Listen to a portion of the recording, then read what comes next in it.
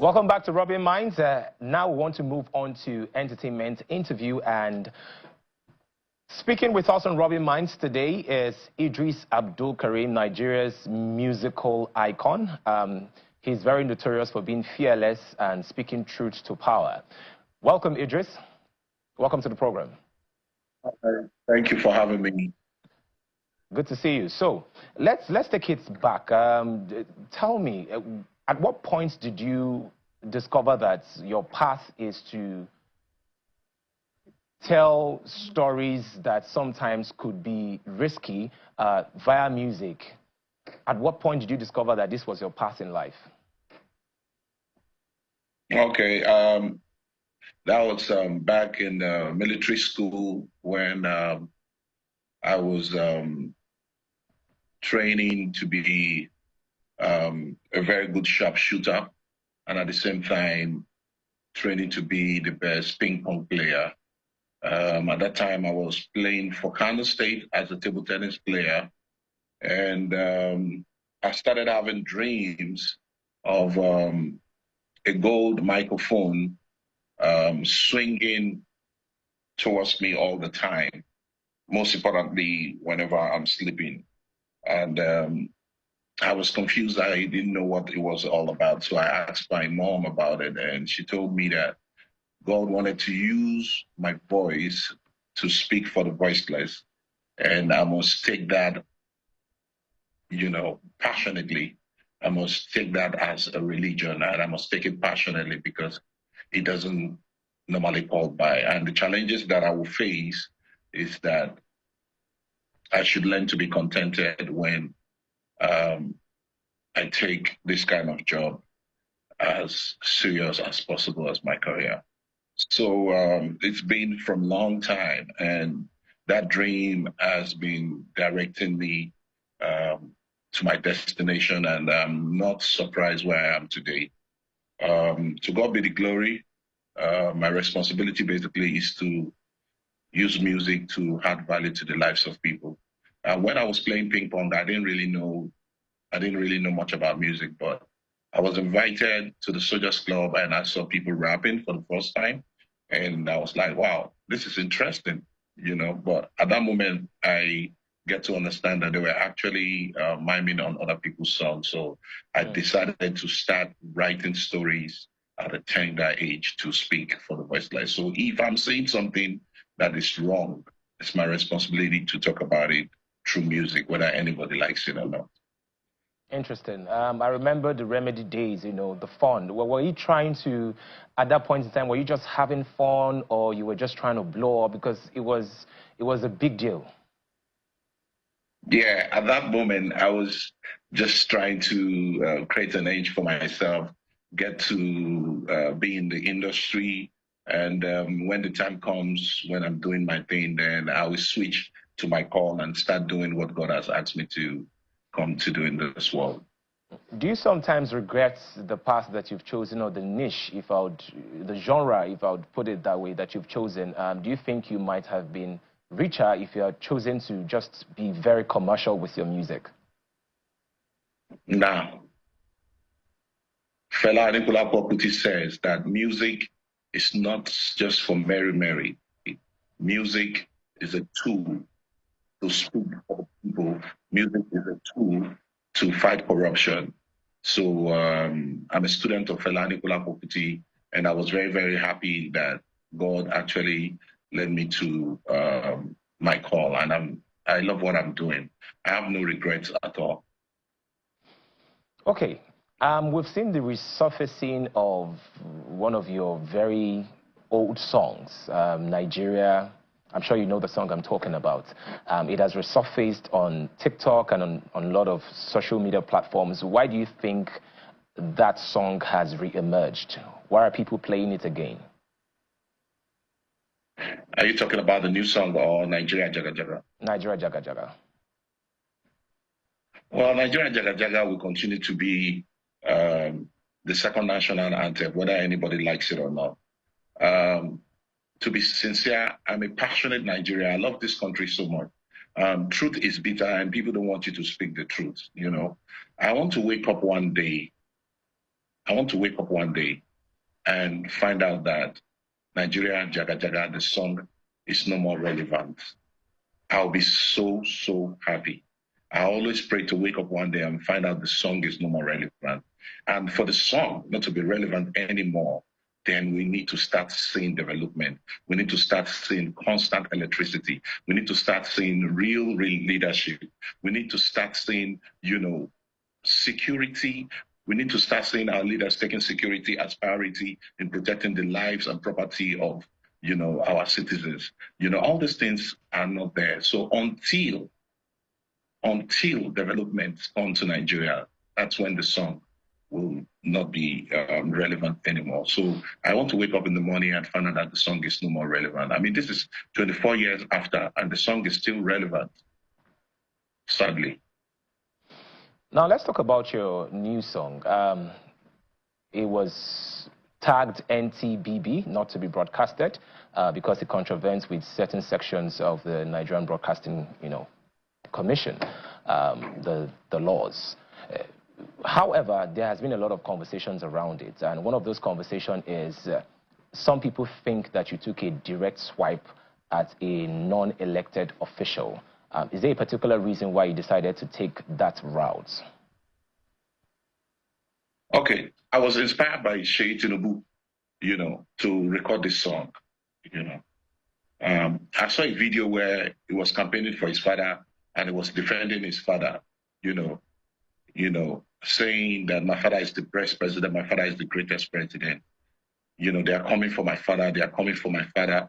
My father is the greatest president, my father is the greatest president. He repeated it like 5 times or 7, but Seyi, I differ, because you look more perfect, when you are silent than when you speak, I will advise, Seyi to hand over the microphone to the MC next time.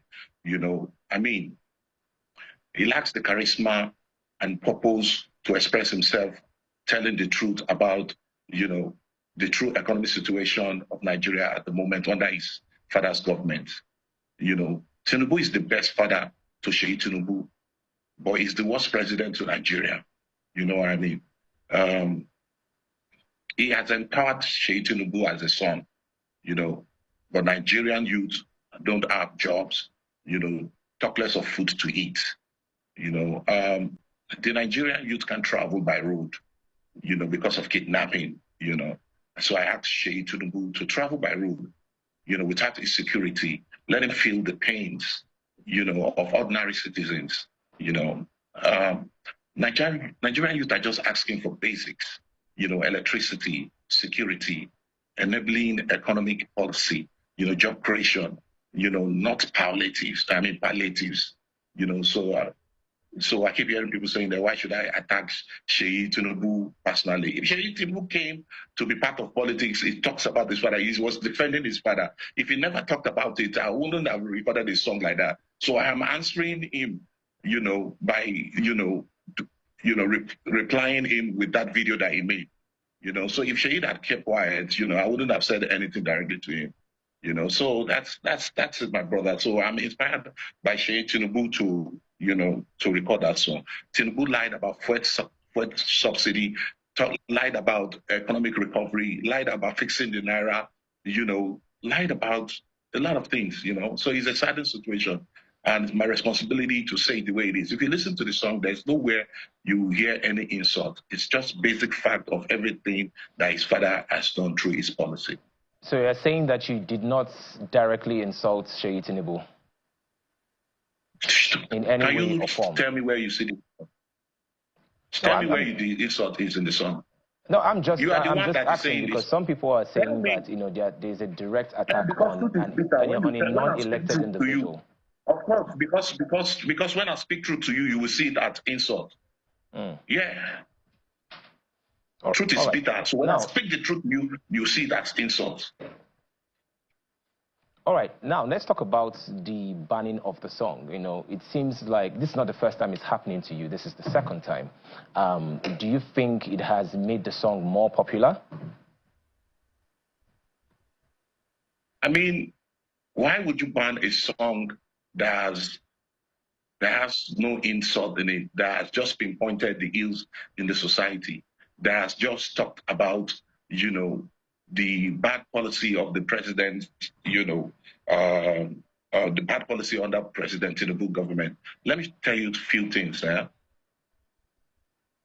I'm going to list very important failures of this government to you, just few.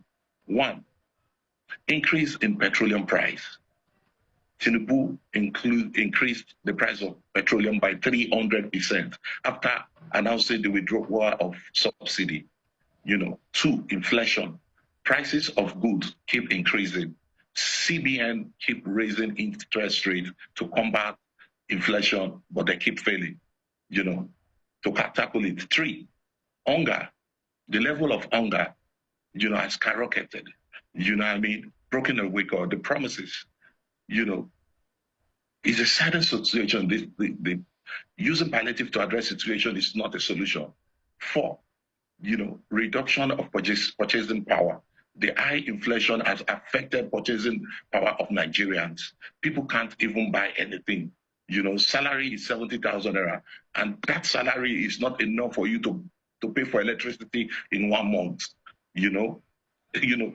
Don't forget they've increased electricity tariffs, and we still don't have light. Five, insecurity. Terrorists are kidnapping Nigerians, hundreds of Nigerians in a single operations. Farmers can't go back to farm anymore, and the government is busy bringing in GMOs, genetic modified organisms, to eradicate Nigerians. You and I know it's not healthy.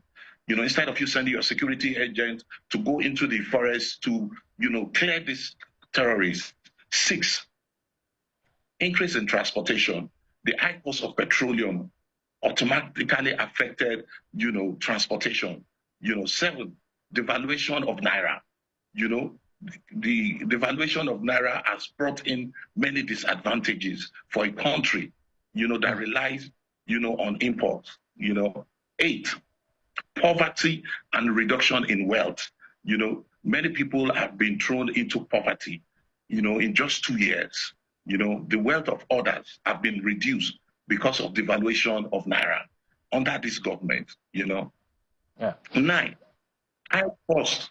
I think continue. It took plenty, my brother. So why wouldn't I reply Seyi Tinubu after he came out to say that his father was the best president? No.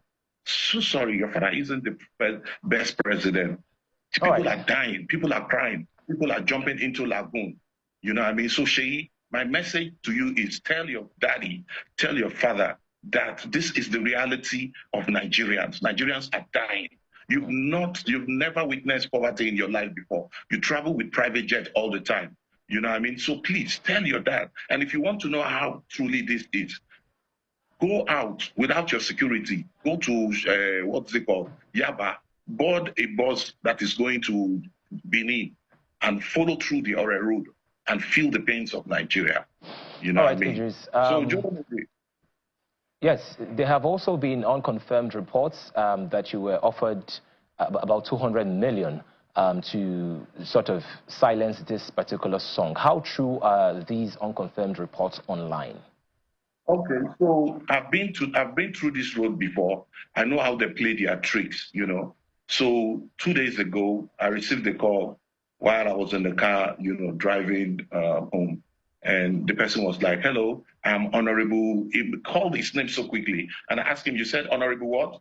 And he didn't answer me. And he continued his conversation immediately, saying that I was in a meeting last week where the government of Tinubu were saying that they were going to reach out to you. Please, when they call you, don't take the money. Don't take the money. We are going to be supporting you on the ground. We are going to give you 200 million. Look at this guy. You look at me like a child. You won't put word for my mouth. Make up on the talk, say, okay, really? Oh, I'm interested. Who are you?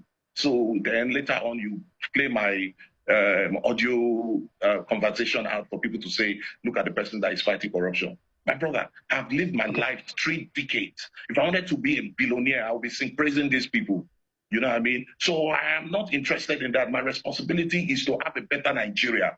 Have a better Nigeria in the areas of when we will have strong presidents who will wake up in the morning and say, you know what? Let's change this constitution back to regional government, where everybody will go back to where they belong to and make use of their resources to do what? To create wealth for their people. Then take whatever you need to take from center, instead of everybody going to center to come and grab whatever it is that is called national cake.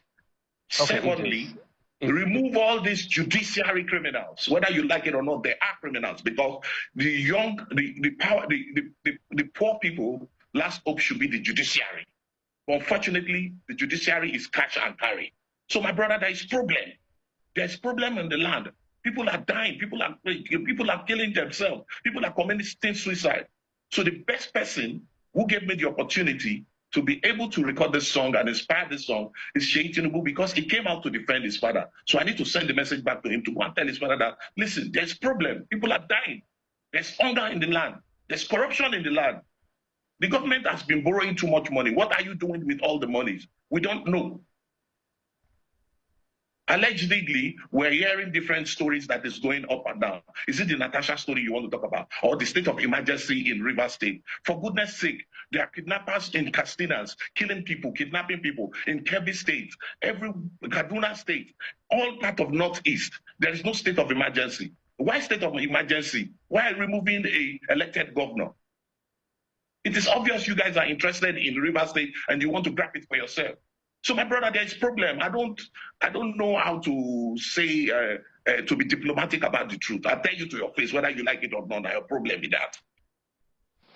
All right, Eedris, you speak with so much passion, and of course you've mentioned certain issues that is very, very clear to the common man and is very, very clear to the everyday Nigerians. However, I also want to get very personal with you. Has there been any points in your life where you decided to say, you know what, since nothing has necessarily changed since over 25 years I've been singing about the state of the country and not much has changed. Have there been any pressure on you by family or friends to sort of change your path so that perhaps maybe you could make more money? Has this path been profitable to you, and has there been sort of societal and family pressure for you to sort of change who you are? Do I need to change the truth? Do I need to start lying to be able to make money? My brother, wake up from your sleep. I don't need that. As far as I'm speaking the truth, and I have a little bit that I'm doing that it's giving me money to take care of my family, I am contented. I don't need to sing praise anybody to be able to be successful in billions to take care of my family. I am satisfied and I'm contented. My wife and I are doing great with my children. I'm paying my children's school fees with a little business. Do you know that I have a farm in Jos, Plateau State, where I produce moringa and strawberry? But we can't go to Jos anymore because terrorists have taken over about 58 local governments. All these things are happening. Zulu Mambi, what is his name? The governor of Borno State is coming out. He's all over the news saying that, listen, man, these terrorists are gaining more territory in the Northeast. They're all over our forest. Do we have to keep quiet? So I should keep quiet about that and start praising people just because I want to make money. Keep your money to yourself. Listen, so what would you now? I travel every, hold on please. Yeah. I travel every year to human rights projects. And whatever it is that I get from my human rights projects, from every part of the university that I go to do my fellowship, is enough for me to take care of myself and my family. I don't need to sing praise anybody and lie about the reality on ground just to survive. Keep your money to yourself. All right, we have to go now, but very quickly, in 60 seconds, what would you have to say to other people with voices, celebrities, influencers? Just 60 seconds, what would you have to say to them, for those that have been supposedly quiet? Continue to be happy slaves and continue to launder money for this government and other government that comes. That's why you can never speak the truth. God bless Nigeria and may Nigeria. Peace. Thank you very much. Thank you so much for coming on Rubbin'minds.